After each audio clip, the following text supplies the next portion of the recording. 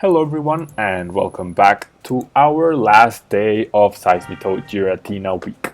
It's been a really good week. We've only lost one game out of all the ones we have played so far.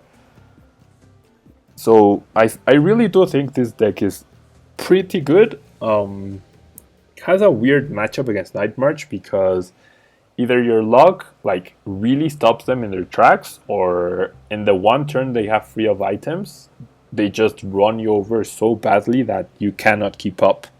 And because you do take 2 turns to power up Giratina, it's never safe from a simple Lysander and KO. So that's something really important to consider.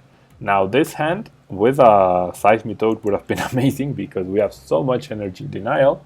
And my opponent seeing this is definitely gonna know what's up. We saw he's using a water colorless deck, so potentially Greninja with Shaman, and I'm pretty sure that unless you get a turn 1 lock against the Greninja, I'm gonna have a really hard time because as long as he's able to set up a couple of Greninjas, my damage output is really, really low. So, this hand, guys. This freaking hand. Just as I was saying how good this deck has been to me, the one loss we did have was a very similar hand. We were just playing to survive and to not lose immediately. It's actually Ho-Oh-EX Golduck. Okay, so definitely not what I expected. It's Golduck Break, right? This does give us some room for maneuverability. How do you say that word? Maneuverability, to maneuver some turns, especially with the Puzzle of Time. We might be able to top deck something useful in the next few turns. Rather, in the next turn, as we rearrange the next 3 cards. And we can also potentially Energy Denial. I do have the Cassius to potentially switch out my Seismitoad and start going on the offensive with Giratina. And yeah, I really don't think my opponent will have any special energies, so we're not gonna be locking those out of the game, but we might be able to lock him out of tool cards, which would definitely be ideal. Now, I do have the turn to Giratina, so that's something at least. And I can put the Ultra Ball up top in order to guarantee me a Shaman for next turn. So I'm gonna flip for that's Tails. Actually, that was a mistake. Well, not really. Just gonna delay my Shaman for 1 turn. It's not the biggest of deals. I'm still gonna go on the offensive with Giratina the next turn. He's gonna then deal 30 damage to me. But I honestly don't remember what Golduck Break does. And I don't know why it's not loading the Ho-Oh-EX. But let me just take a quick look. Oh wow! Golduck Break moves every single energy. Wow, I just assumed it moved water energy, but it actually moves every single energy. That is so sick. Wow. That seems almost broken. That honestly seems almost broken. He has the fire energy to heal himself, which is not good for us. And why isn't the loading? Please load. He actually has the fire energy. He's able to switch it out for the water energy, so not only does he prevent the KO from me, so that crushing hammer was actually so important. Yeah, we are in a lot of trouble. In a huge amount of trouble. I need energy denial fast. I need to be able to take away 2 energies this next turn. Through a Team Flare Grunt and through a potentially crushing hammer head flip. There's one, I guess. So it doesn't really matter which one I remove because he can just switch them out with Smeargle. But I can go for another Shaman at least. So I'm gonna get the Crushing Hammer off of the Trainer's Mail. I've already flipped one Tails, so hopefully I flip one Heads. Nope. I'm gonna have to go for another Shaman. Because even if I can't KO, I need a follow-up, either Seismitoad or Seismitoad, because I already discarded my second Giratina, actually. So I'm in a lot of trouble, guys. I'm in a seriously big amount of trouble. And I actually get... Wow. Okay. The Headringer saves me. Wow. I 100% owe my life to the Headringer. 100%. Chaos Wheel. I mean, I could have attached the energy. There's really no reason for me to keep it because the other Giratina is in my prices. But I'm in a lot of trouble. Problem is, he can save the energy. That's a really big issue here. And now with Manaphy, he can free retreat. Damn it. So, wow. Okay. It's my opponent just has everything he needs. He top decked that dive ball, so now he can heal, then switch out the energy, free retreat, transfer everything to the new Ho-Oh, and that's the game. That's 100% the game because I have nothing to come back with. Wow, my opponent just got every single card he needed. That is so unfair. How? What? And he had the fire energy. He had energy in his hand. So, oh boy. One head flip. That's what I needed. And I said that in the beginning of the turn. One head flip is what I needed to actually have a shot at winning this game, I guess.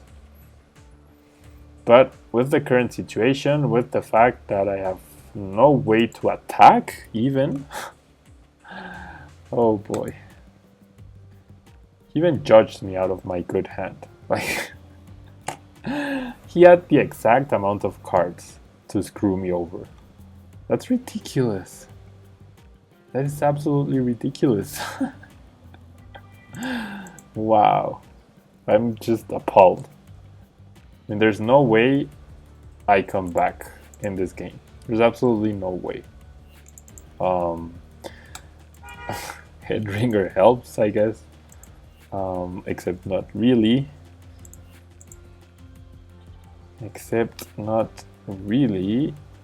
I mean, does flipping heads here make any difference? Not really.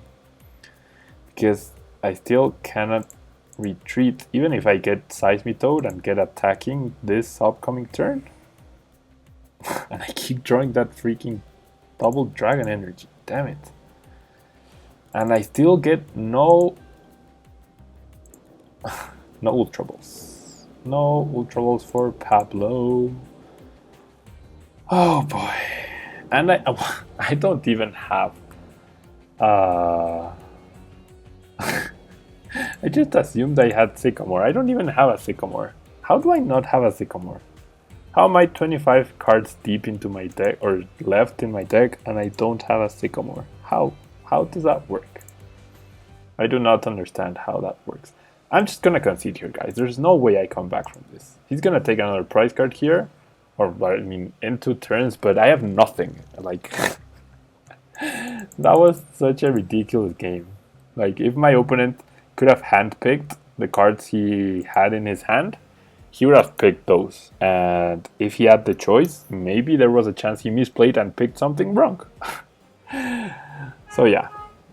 That happens. Unfortunately, we're not going to finish off the game with a couple of wins, or rather the week, not the game. We're not going to finish the week with a couple of wins, but hopefully we can at least close out the game or the week with one last game. That's what I'm hoping for. I think if this is an Entei deck, I think I'd rather go second. But Entei seems like a big issue for this deck. It really seems like a big issue for this deck. Because it all depends on how explosive a start it can get at the beginning. I lost the coin flip, so if he gets a really explosive start, I might be in a lot of trouble. But since okay, he actually lets me go first. Wow. That's an interesting choice, but seeing my current hand, it's definitely a good one. Definitely a good one for him. I'm gonna have to rely on Shaman. I cannot waste my puzzle of times. I top deck a double Giant Energy. Oh boy. Oh boy. Oh boy. See, the thing is, even if I go for Shaman, it really doesn't matter at this point. I'm only gonna draw 2 cards, so it's gonna be a really good Shaman. I could draw 3, but that would be wasting a puzzle of time, which I'm not willing to do just now. Okay, that's a decent Shaman. That's definitely a decent Shaman.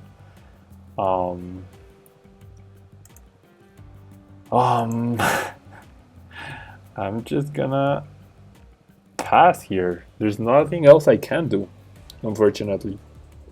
I could have played a puzzle of time to see what to rearrange my top deck, but by recovering the Ultra Ball, I can potentially go for another Shaman to get myself some draw cards. I can also play the Hammer and get another shot at it through the puzzle of time. So it's not the end of the world. But against that deck, and I'm really sorry that the cards from my opponents are not loading. I will make sure that this is this does not happen ever again in one of my videos. I will do my best. But it's, I believe, out of my control. Now, that Fighting Fury Belt makes it pretty much pretty difficult to KO the Entei, and he actually doesn't get the explosive start. I top deck the one card that can help me out in getting my Shaman out, but I whiff. So I guess I'm gonna use the puzzle of time. Instead of recovering the Crushing Hammer, my opponent did not play anything, so I'm going to recover the Super Scoop Up, and I will recover the Ultra Ball to potentially get another Shaman going. I need 1 heads. I need 1 heads. Why? Can I not be afforded 1 head flip? Okay, so Shaman. Now I need my escape rope or another. I mean, I could also. He didn't do anything, right? He didn't draw any cards, so I could play it safe, I guess. I'm not gonna attach just yet. 5 cards to 6 cards is not gonna be a huge difference right now. And yeah, okay. So what I can do, I can attach the Fighting Fury Belt, I can play the DCE, Sky Return the Shaman, and I can Hex Maniac in case he somehow top decks. In case he somehow top decks a Shaman or an Ultra Ball in order to get out of the position he's currently in. I mean, that takes outs away from him. Like, his only outs to the position he's in is like a Sycamore, or an Ultra Ball is no longer an out. We know he has a Blacksmith in hand, which doesn't help his current situation. And if nothing else, if he doesn't do anything, I can really lock him. I mean, this is what I was talking about earlier, I think. This is really punishing the fact that deck, or that this deck, takes so much advantage against decks that just cannot break through, really, or don't get like a really good start.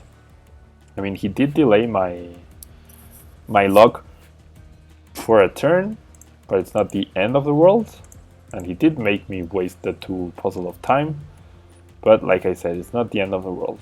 Now I could Sycamore here to potentially give me outs in case he tries to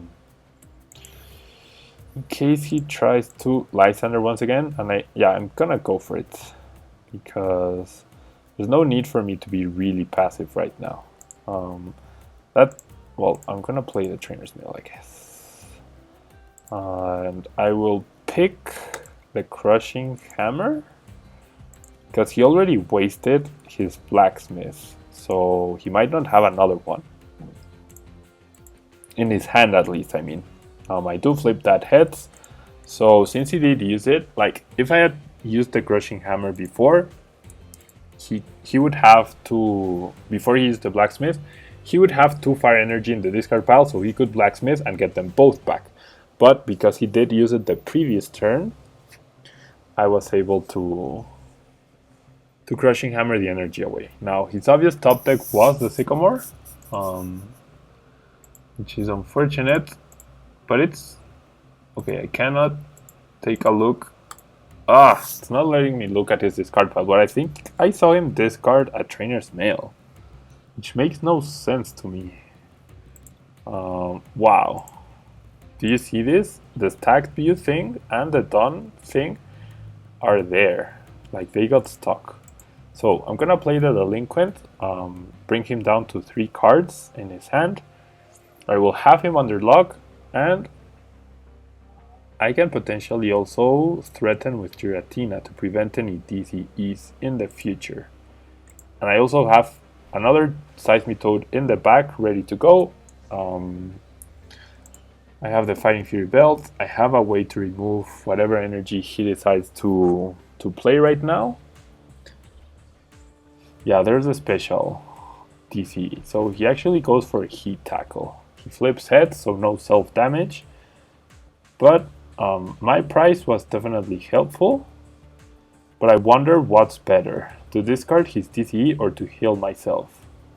If I heal myself, well, there's no way he's gonna KO me with Flame Screen. So no matter what, I 2-hit KO him, right? Like, no matter what. Now the question is, do I even risk benching the Giratina? Yeah, I'm gonna go for the energy removal, actually. Remove the DTE. And I'm gonna Quaking Punch him. He doesn't prevent any damage. Whatever, he can only KO me with another DTE. Otherwise, he has to deal 30 damage. He does have the other DTE, okay, that's fair. But he has nothing else. So my next Seismitoad will be able to beat him rather quickly. So yeah, 2, I guess, short games today. The first game, there was really nothing I could do to stop my opponent from just mauling me over. And this game, the luck was too much. He didn't explode on turn 1 like that deck is supposed to do. And that was enough for me to take the victory. So yeah, that concludes our Seismitoad Giratina week. Thank you to all of you who have been watching the series, who follow the channel. And as I keep telling you guys, definitely check out bitcultures.com. My videos get posted there every day, along with, it's the only place where I post tournament reports, so it's exclusive to them. And I think that's it. Thank you guys for watching. I hope you voted in the polls. Today is Friday, 1st of April, so there should be a new giveaway on my Twitter. So make sure to check that out. It'll be the pinned post at the top. And yeah, thank you guys for watching. I will see you guys next week. Bye-bye.